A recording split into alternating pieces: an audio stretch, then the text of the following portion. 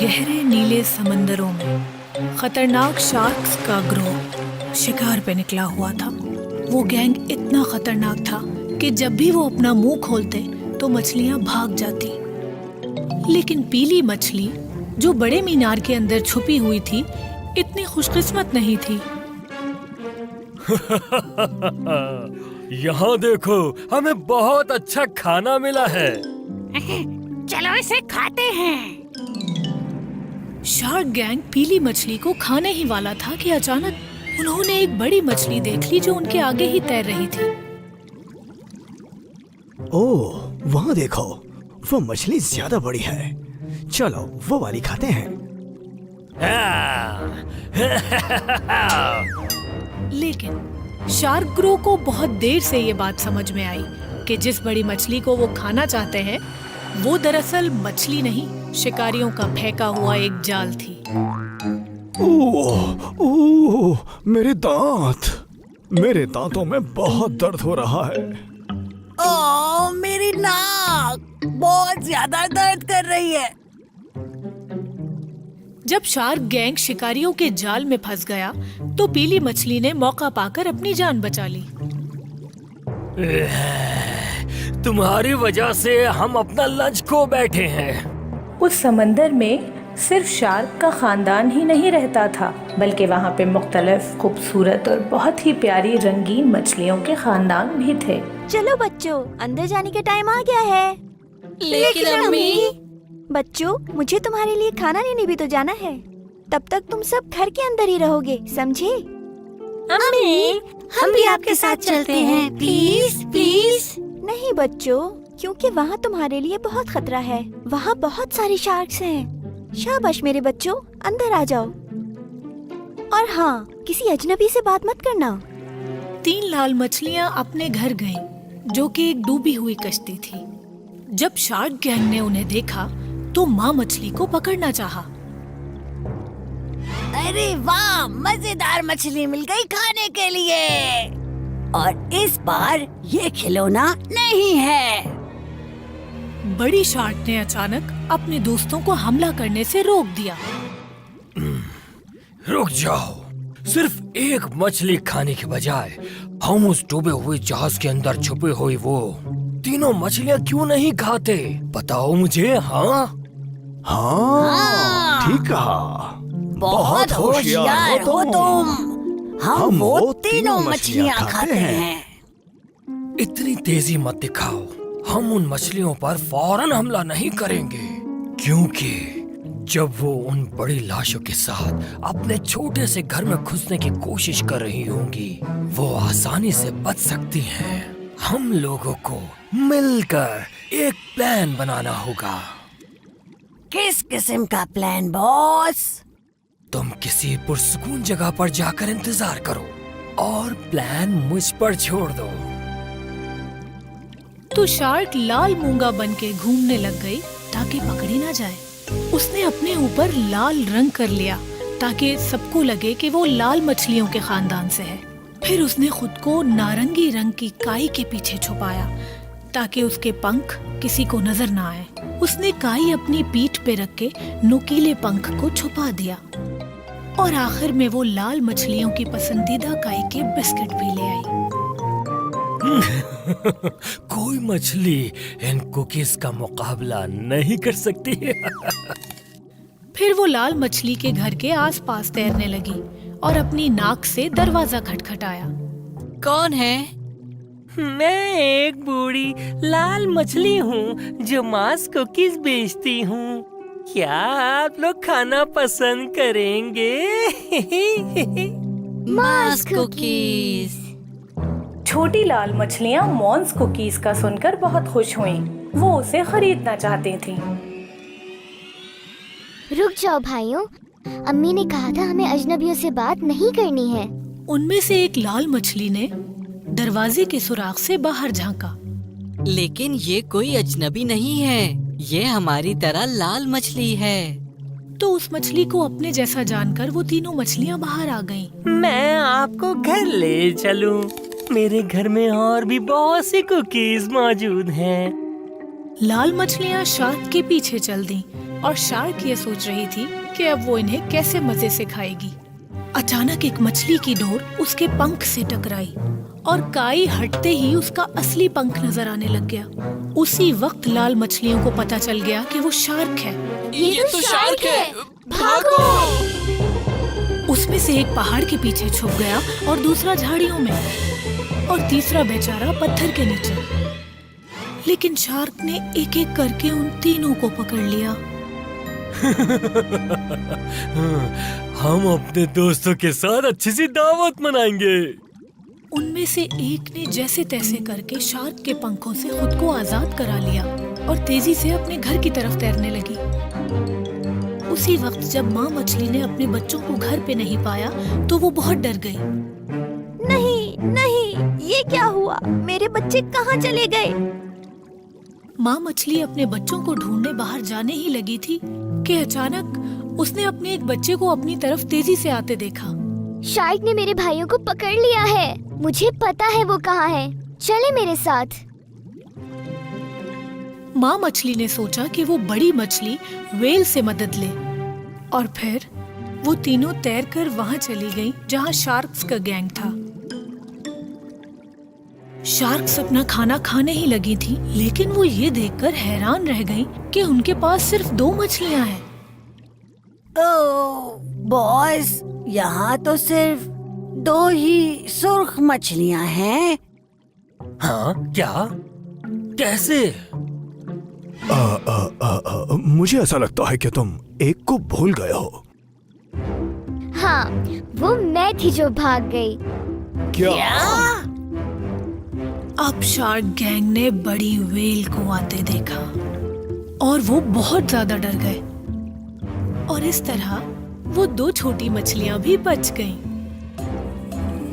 Whale ने अपना बड़ा सा मुंह खोला और तीनों शार्क्स को खा गई। अरे मदद करो, कोई हमें बचाओ! निकालो, बचाओ हमें! निकालो! क्या तुम छोटी मछलियों का दोबारा शिकार करोगे? बताओ मुझे। नहीं, हम वादा करते हैं, कभी भी नहीं। इन मछलियों को दोबारा तंग मत करना। इन्हें इनके घर वापस जाने दो। हाँ, क्यों नहीं? बिल्कुल, वो जा सकते हैं घर पर। हमें यहाँ से निकालिए। और इस तरह से वो प्यारी लाल मछलियाँ आराम से घर पहुँच गईं। उसके बाद से उन तीनों लाल मछलियों को ये बात समझ में आ गई थी कि माँ की बात सुनना कितना जरूरी है और फिर वो वापस अपने खूबसूरत समंदर घर में हंसी खुशी रहने लगे।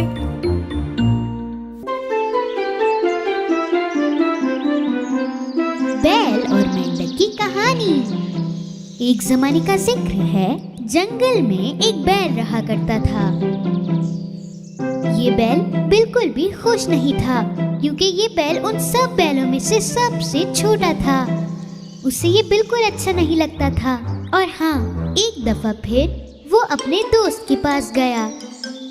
मैं जानता हूँ मैं बहुत छोटा जानवर हूँ और मैं ये भी जानता हूँ कि अब कुछ नहीं हो सकता। अब मुझे हमेशा ऐसे ही रहना पड़ेगा। उदास मत हो मेरे दोस्त। तुम चाहे बहुत छोटे हो लेकिन याद रखो तुम बहुत ज़हीन हो। दुनिया में हर कोई बड़ा नहीं होता। हाँ मैं जानता हूँ हम एक साइज के सब नहीं हो सकते, लेकिन मैं ही इतना छोटा क्यों? देखो मैं भी एक छोटा कुत्ता हूँ। मैं जानता हूँ कि मुझसे भी बड़े बड़े कुत्ते इस दुनिया में मौजूद हैं। मुझे इसकी परवाह नहीं। मैं अपने आप में बहुत खुश हूँ। पर मैं खुश नहीं हूँ।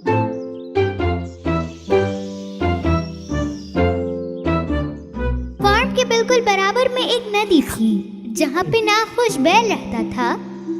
वहाँ पर एक मेंढक भी रहा करता था। इस मेंढक को अपने दोस्तों से अपनी तारीफ करने में मजा आता था। वो बाकी मेंढकों में से सबसे बड़ा था और इसीलिए उसको अपने ऊपर बहुत फख्र था। मैं यहाँ का सबसे बड़ा मेंढक हूँ और जो सबसे बड़ा होता है वो बादशाह होता है। तो आज से तुम सब मुझे कहोगे मेरे बादशाह। ये कोई रूल नहीं है कि जो बड़ा हो वो बादशाह हो। लेकिन असल में हमें एक बादशाह की जरूरत नहीं है। क्यों नहीं है? सबके पास एक बादशाह होता है। जैसे कि शेर जंगल का बादशाह होता है। हाँ, लेकिन शेर जंगल का सबसे बड़ा जानवर तो नहीं है ना। शेर से बड़ा तो हाथी होता है। वो मेंढक थोड़ी देर के लिए जवाब सोचने लगा और उसने जवाब दिया, ना तो ये जंगल है और ना ही तुम हाथी हो, समझे? मैं यहाँ का बादशाह हूँ, बात खत्म। बाकी के सारे मेंढक बातें करने लगे और वो चाहते थे कि वो इसे सबक सिखाएं, लेकिन वो नहीं जानते थे कि कैसे। एक दिन जब मेंढक नदी में तैर रहे थे, उन्होंने देखा कि एक बैल उदास होकर अपना खाना खा रहा है। उन्होंने अपनी पूरी जिंदगी में इतना बड़ा जानवर नहीं देखा था। हैं? तो क्या मैं बड़ा जानवर हूँ? और उनके पास उसी वक्त एक आइडिया आया। क्या हमारा मेंढक ये नहीं कहता कि सबसे बड़े को बादशाह होना चाहिए? तो शायद यही बादशाह बनेगा। सारे मेंढक जल्दी से बैल के पास चले गए। उन्होंने उससे सब कुछ बताया और मदद मांगी। ठीक है, लेकिन मैं तो एक छोटा सा जानवर हूँ, मैं तुम्हारी क्या मदद करूँगा? ये बात हम आपको बताते हैं। आपको कुछ नहीं करना। हम एक मेंढक लेके आएंगे जो अपने आप से बहुत प्यार करता है, और बाकी आप हम पे छोड़ दें। ठीक है, लेकिन उसके बाद मुझे जाना होगा, वहाँ लोग मेरा इंतजार कर रहे हैं। उसके अगले ही दिन वो तीनों मेंढक उस मेंढक के पास गए जो हमेशा से अपने ऊपर फख्र रखता था। उन्होंने बताया कि जंगल के कोने पर एक बहुत बड़ा जानवर रहता है। वो बहुत बड़ा है। चलो फिर जाकर देखते हैं कि कितना बड़ा जानवर है वो। सारे मेंढक नदी के दूसरी तरफ जाने लगे। बैल नदी के किनारे पर उनका इंतजार कर रहा था। वो मेंढक जो अपने आप के ऊपर बड़ा फख्र रखता था, वो उसे देखकर बहुत हैरान हो गया, लेकिन उसने अपने दोस्तों को ऐसे जताया जैसे कुछ नहीं हुआ। तो तुम वो जानवर हो जो यहाँ के बादशाह बनना चाहते हो? बैल कुछ कहना चाहता था, लेकिन बैल को परेशान देखकर लड़की मेंढक ने जवाब दिया, तो कहा था जो बड़ा होगा वही बादशाह बनेगा। तो क्यों ना हम इस बैल को बादशाह बना दें? क्या कहते हो तुम? अच्छा, मैं इससे भी बड़ा हो जाऊंगा। अच्छा, लेकिन कैसे? जब मेंढक एक दूसरे से बात कर रहे थे तो बैल ने अपने ऊपर फख्र किया कि वो एक बड़ा जानवर है, क्योंकि ये पहली दफा हो रहा था कि कोई उसको बड़ा जानवर कह रहा था। अब आप लोग देखें मैं कैसे बोलता हूँ। और उसके बाद मेंढक बड़ा होने की कोशिश करने लगा। आप क्या मैं तुमसे बड़ा नहीं हूँ? मेंढक अपने आप को और फुलाने की कोशिश करता रहा। अब क्या कहते हो? अब तो बड़ा हो गया ना? नहीं। और उसने एक दफा फिर अपने आप को फुलाया। अब वो बात नहीं कर पा रहा था, लेकिन सिर्फ आंखों से देख पा रहा था। उसके सारे मेंढक दोस्त हंसने लगे। देखो तो इसे, जरा देखो कैसा फूल रहा है। मेंढक अपने आप को फुलाता गया और फुलाता ही गया, और उसके बाद वो एक गुब्बारा बन गया। अपनी हैरान आंखों से बैल ने उस मेंढक को देखा।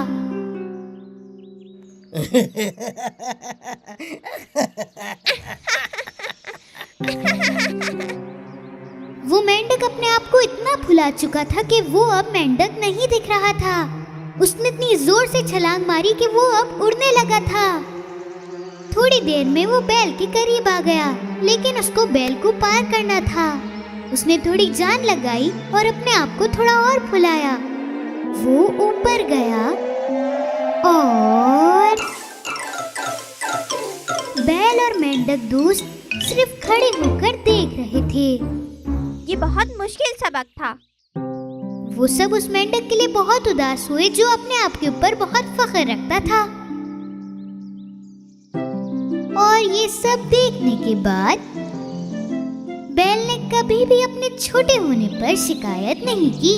वो भले ही जितना भी छोटा था, लेकिन वो बहुत खुश था।